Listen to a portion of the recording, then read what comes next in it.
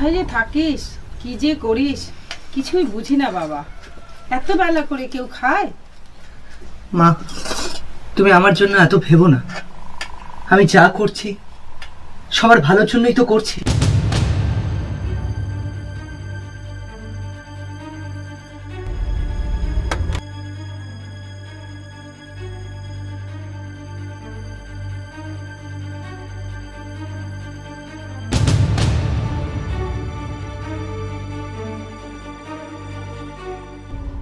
দেখবে একদিন আর আমাদের কোনো দুঃখ কষ্ট থাকবে না মা। জানি না বাবা, ভীষণ ভয় হয়। আজকাল যা শুনছি।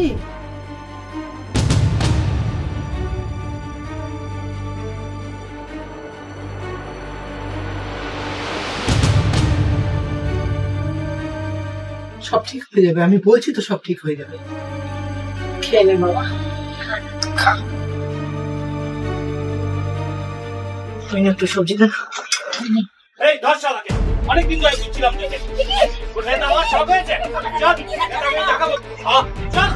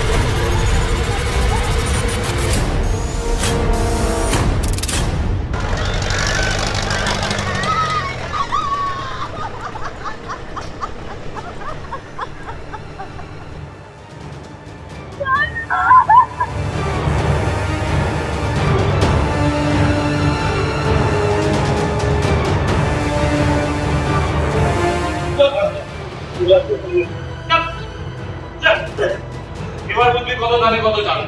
খুব পারছি না? আমাকে একবার ছেড়ে দিন, আমি বাবাকে দেখে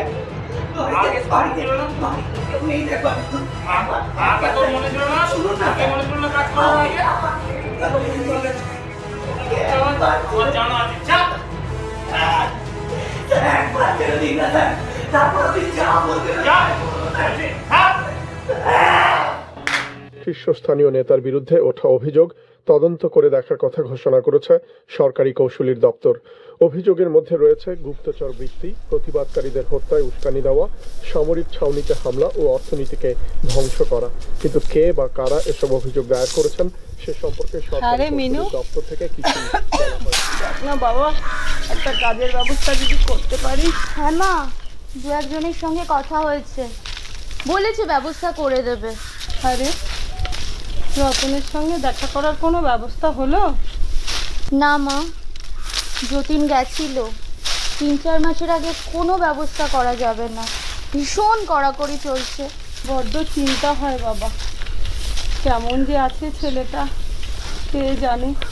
আমার সুখের সংসারটা শেষ হয়ে গেল, কার যে নজর লাগলো কে জানে।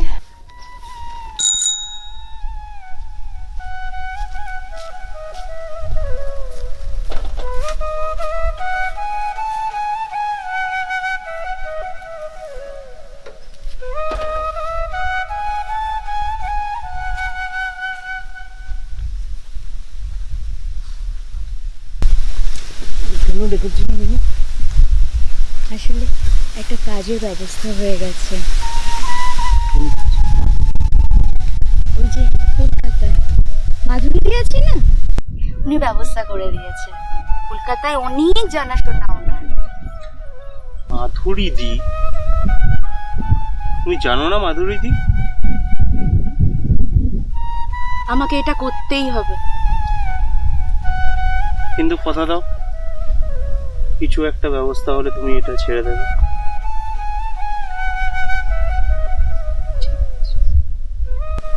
ওই নৌকোটায় চলো না, যাই দুজন মিলে গিয়ে ঘুরে আসি। যাবে? চলো।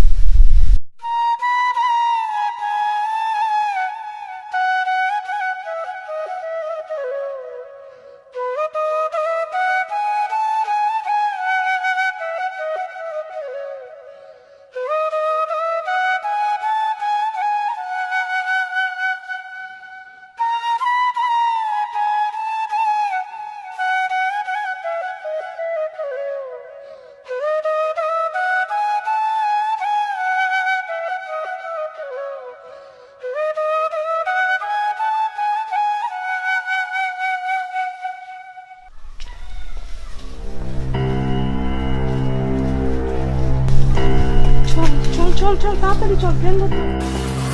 দিদি আমার বড় ভয় করছে গো। কি হলো? কি করতে হয় ওখানে? কিছুই না, যাবি কলকাতায়, বাবুদের একটু খুশি করবি, একটু চা জল দিবি, ব্যাস। আর কি, তোর মতো কত মেয়ে কলকাতায় আছে ওরকম। চল, গেলেই বুঝতে পারবি। ভয় পায় না শোনা, লক্ষ্মী মা আমার। চল চল চল চল, দেরি হয়ে যাবে। চল চল চল চল চল। রে কি হয়েছে তোর? কার জন্য এত মন খারাপ?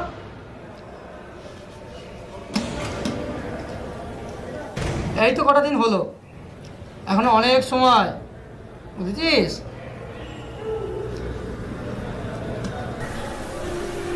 বাবার জন্য মনটা খুব খারাপ লাগছে। বাড়ির লোকগুলো যে কেমন আছে, 3-4 মাস হয়ে গেল, বাবার মুখটা খুব মনে পড়ে যাচ্ছে। কি দেখছিস রে বারবার? মন দিয়ে পড়, জোরে জোরে পড়। পড় পড়।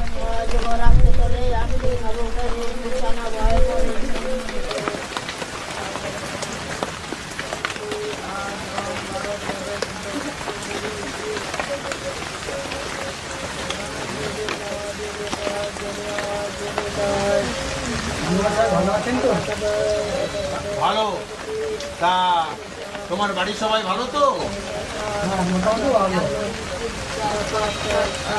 তা কি মনে করে আসা হয়েছে? একটা লাউ নিয়ে এসছি, দেখো বলে আমার বাসে একটু পাশের গ্রামে যাবো রতনকে নিয়ে। ঠিক আছে, যাও, রতনকে নিয়ে যাও। তবে কালকে কিন্তু আবার পড়তে পাঠাবে। হ্যাঁ হ্যাঁ আচ্ছা, হ্যাঁ পড়ো, তোমরা পড়ো। হ্যাঁ রতন, যাও বাবার সঙ্গে। হ্যাঁ তুমি এদিকে সরে এসো। এই ছেলে, সরে বসো, পড়ো। জোরে জোরে জোরে। হ্যাঁ অজগর আসছে তেড়ে, আমি ভাই বলে ইগর কাঠি কাঠি।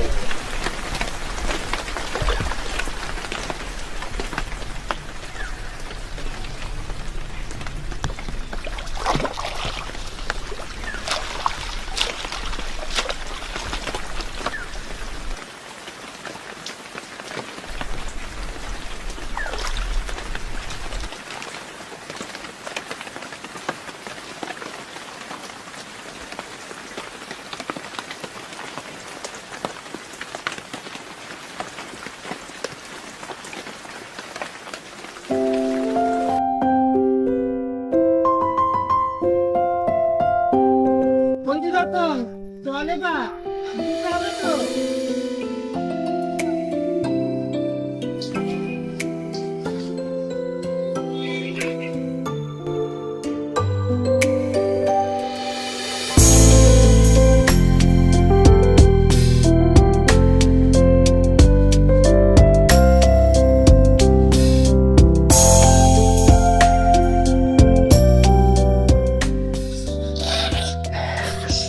হ্যাঁ রিনু, বাবা কেমন আছে রে? কি রে, কাঁদছিস কেন? বল না।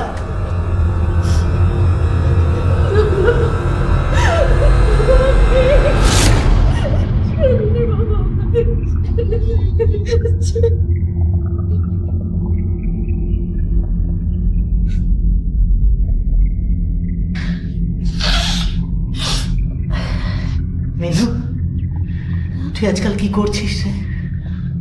কলকাতায় একটা শাড়ির কারখানায় কাজ পেয়েছি,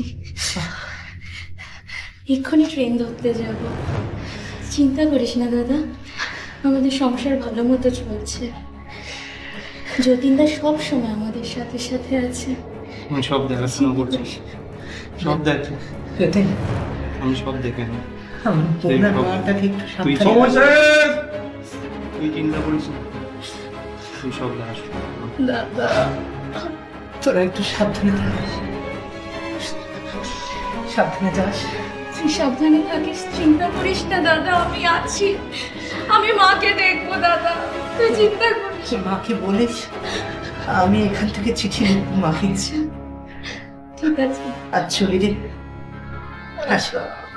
ভালো করে থাকিস। তোরা সাবধানে থাকিস। মা, তুমি কি জানো মিনু ওখানে কাজ করে? সত্যি করে বলো মা, মিনু কি কাজে যায়? মিনুর মুখ থেকে সন্দেহ হয়। সেদিন চোখে চোখ রেখে আমায় কাজের কথা বলল না। মা, তুমি কি জানো মিনু ওখানে কাজ করে? আমার কাছে পৃথিবী শূন্য, তবু আমার বুক ফেটে যাবে যদি শুনি মিনু নষ্ট হয়ে গেছে। মা, তোমাকে তো আসল কথাটাই বলা হলো না। স্কুলের মাস্টার মশাই নিতাই বাবু। কি রতন নাকি? হ্যাঁ স্যার। হ্যাঁ হ্যাঁ, এসো, দরজাটা বন্ধ করে এসো।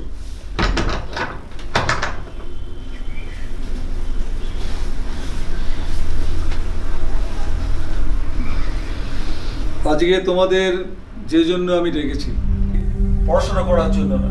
পড়াশোনা অনেক দিন এবার বন্ধ রাখতে হবে, বেশ কিছুদিন বন্ধ রাখতে হবে। তার কারণ আছে, আজ দেশের অবস্থা খুব খারাপ। আজ চাষি ভাইরা খেতে পারছে না, আজ শ্রমিকরা খেতে পারছে না, সাধারণ মানুষ আজকে অনাহারে মরতে চলেছে। এই অবস্থায় পড়াশোনা করে কি হবে? আমরা পরাধীন ছিলাম, আবার পরাধীন হব, দেশ বিক্রি হয়ে যাবে। পরাধীন? আবার কি করে পরাধীন হব স্যার? পরাধীন কথাটার মানেটা কি? পরাধীন কথাটার মানেটা হলো পরের অধীন। সেই আমরা তো পরের অধীনে ছিলাম। আজকে আমাদের স্বাধীনভাবে কোনো কাজ করার শক্তি আছে? নেই। দেশের বেশ কিছু বড় লোক যোদ্ধা, তারা আজকে পিছন দিক দিয়ে এই দেশটাকে চালাচ্ছে। তারা বড় লোক হবে, গরিবরা আরো বেশি করে গরিব হবে। আজকে আমরা মুখে বলছি দেশ স্বাধীন হয়েছে। এই কোন স্বাধীনতা? এই স্বাধীনতা আমরা চাইনি। আমরা শোষণহীন সমাজ চাই, আমরা সত্যিকারের স্বাধীনতা চাই। স্যার, তাহলে আমাদের এখন কি করতে হবে? সেইটা বলবার জন্যই তো আমি তোমাদের ডেকেছি। তোমাদের এখন যেরকম ভাবে আমি বলবো সেরকম ভাবে তোমাদের এগোতে হবে। স্যার, আপনি যা বলবেন আমরা তাই করবো স্যার। দেশের জন্য আমরা মরতেও রাজি আছি। হ্যাঁ স্যার। হ্যাঁ স্যার। এটা ধরো রতন, এটা আমি পরে বুঝিয়ে দেবো। এটা কি আছে তুমি দেখেও নিতে পারো।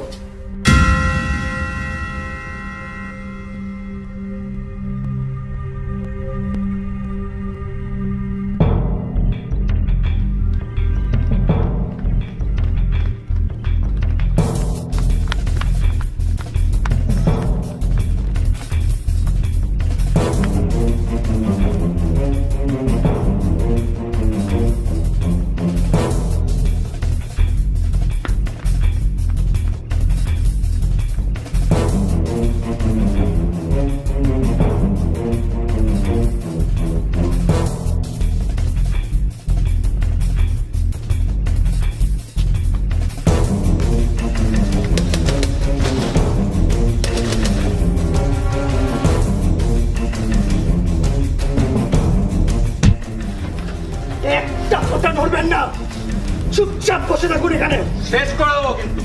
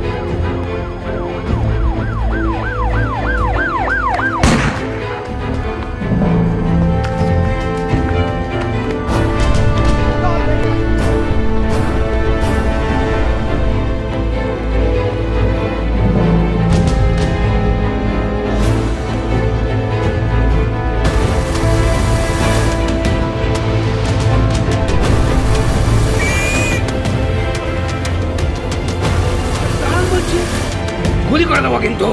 দাঁড়ান দাঁড়ান বলছি, দাঁড়ান।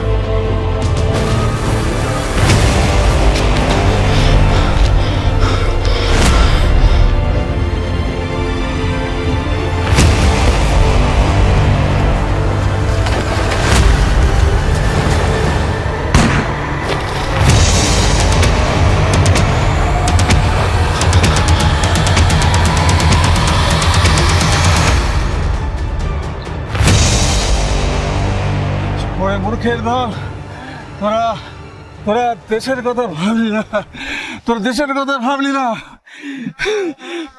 একদিন বুঝবি, একদিন বুঝবি। নবীন প্রজন্মকে মরুপথে চালিত করতে একবারও দ্বিধাবোধ হলো না আপনার? ভুল বুঝিয়ে ছেলেদের নষ্ট করেছেন।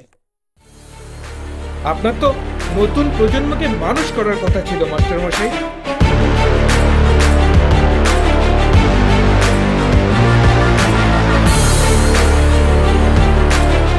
তারপর মা, তুমি তো জানো কেমন করে সব গন্ডগোল হয়ে গেল। ভাবতে গেলে মন উদাস হয়ে যায়। মা, আমার জন্য একটা ঘর ছাড়খাড় হলো। আমি তখন কিছুই বুঝতে পারিনি। জানি একবার যদি তোমাকে বলতাম তুমি কিছুতেই যেতে দিতে না। মা, তোমার কোনো অসুবিধে হলে তুমি যতীনকে বলো, ও তোমার কাজ করে দেবে। ভীষণ ভালো ছেলে। তোমাকে একটা কথা বলাই হয়নি, যতীন মিনুকে ভালোবাসে। মিনুকে বলবে ও যেন যতীনকে বিয়ে করতে রাজি হয়। দেখবে ওরা খুব খুশি হবে।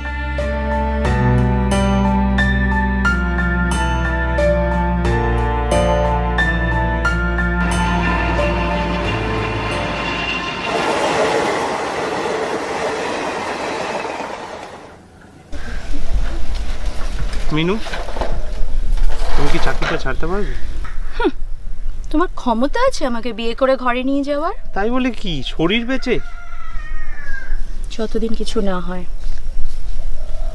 কিন্তু আমার যদি কিছু একটা হয়ে যায় তাই বলে কি তুমি চাকরিটা ছেড়ে দেবে? কথা দিলাম। তুমি জানো কি কলকাতায় আমার একটা কাজের বন্দোবস্ত হয়েছে। সত্যি? হ্যাঁ।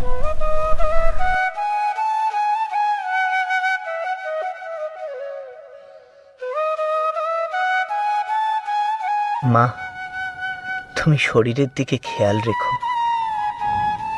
তুমি দুঃখ করো না। একদিন দেখবে আমি তোমার চোখের জল মুছবো কোনো সূর্য ওঠা ভোরে।